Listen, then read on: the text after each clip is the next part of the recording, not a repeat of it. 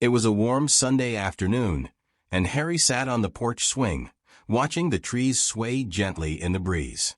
His grandfather, a wise old man with silver hair and kind eyes, sat beside him, sipping his tea. They often spent weekends like this, but today, something weighed on Harry's mind. "Grandpa," Harry said softly, "I feel like I'm not good enough. No matter what I try, I'm always behind others. It's like I can never improve." Grandfather looked at Harry for a moment, his eyes filled with understanding. "Ah, Harry," he began, "you remind me of this old garden behind the house. Do you remember how it looked last year?" Harry nodded. The garden had been a mess, overgrown with weeds, with hardly any flowers blooming. "Yeah, it was pretty bad," he admitted. "But look at it now," Grandfather said, gesturing toward the garden, now in full bloom with vibrant flowers of all colors. "It took time, patience, and effort, but it improved. And you, my boy, are not much different from this garden." Harry frowned. "But that's a garden, Grandpa. How does that help me improve?" Grandfather smiled gently. "Self-improvement is a lot like tending a garden, Harry. Let me explain. Think of your goals and skills like seeds. When I first planted those flowers, I didn't expect them to bloom overnight. It took time for them to take root. Similarly, when you try to improve, whether it's learning a new skill, getting better at school, or becoming more confident, you're planting seeds of change. But planting seeds isn't enough," he continued.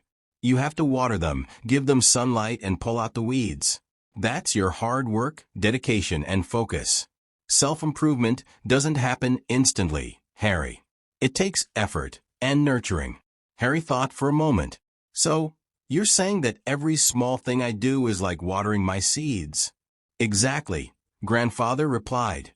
"Every time you practice, study, or take a step out of your comfort zone, you're helping your seeds grow. But there's something else important: patience." Harry sighed. "That's the hard part, Grandpa. I want to see results now."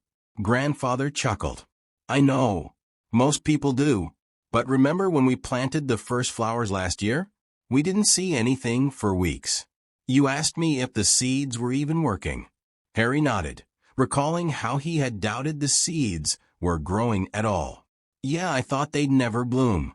But under the soil, they were working hard, growing roots. You couldn't see it, but the progress was happening. It's the same with self-improvement. Sometimes you won't notice the changes right away, but that doesn't mean they aren't happening." Grandfather leaned in closer. "There's a story about a bamboo tree I like to share. Did you know that when a bamboo tree is planted, it doesn't sprout for 5 years? For all that time, it's growing underground, building strong roots. But in the 5th year, it grows over 80 feet tall in just a few weeks." Harry's eyes widened. "Wow! So all that time it's just getting ready?" "Exactly," Grandfather said. "Self-improvement is often the same. You may not see results immediately, but the foundation is being built. Patience is key, Harry. If you rush, you might uproot your progress before it's ready to grow." Harry leaned back in his seat, thinking about his grandfather's words. "But what about setbacks, Grandpa? I've tried improving before, but then something always goes wrong. I lose motivation or get distracted." Grandfather nodded. "Ah, the weeds. Every garden faces them, and so does every person on the journey to self-improvement. Weeds are like negative habits, self-doubt, or distractions. If you don't pull them out, they'll choke the progress you've made." "So, how do I get rid of them?" Harry asked. "You have to recognize them first," Grandfather said.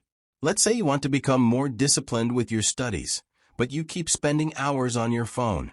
That's a weed. The first step is seeing it as a problem. Then you need to find a way to limit it. Maybe set a time for studying and reward yourself after." Harry nodded slowly. "So, I have to deal with my bad habits, just like pulling out weeds from the garden." "Yes, and it's not a one-time thing," Grandfather added.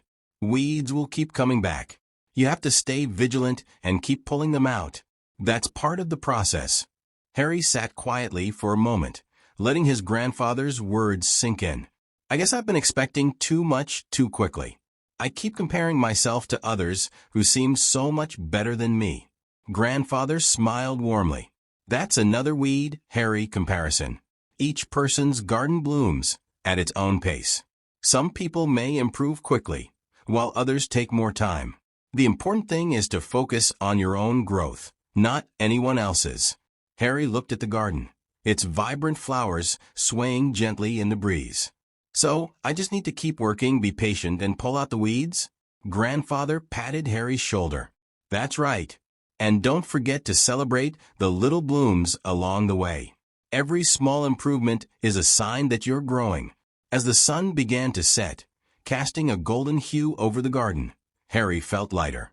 He realized that self-improvement wasn't about becoming perfect overnight or catching up with others. It was about planting seeds, nurturing them with effort, and having the patience to let them grow. Thanks, Grandpa, Harry said, smiling. I think I get it now. I'll start small, be patient, and keep pulling out those weeds. Grandfather smiled back. That's the spirit, Harry. Just remember, every garden takes time to bloom, but when it does, it's always worth the effort.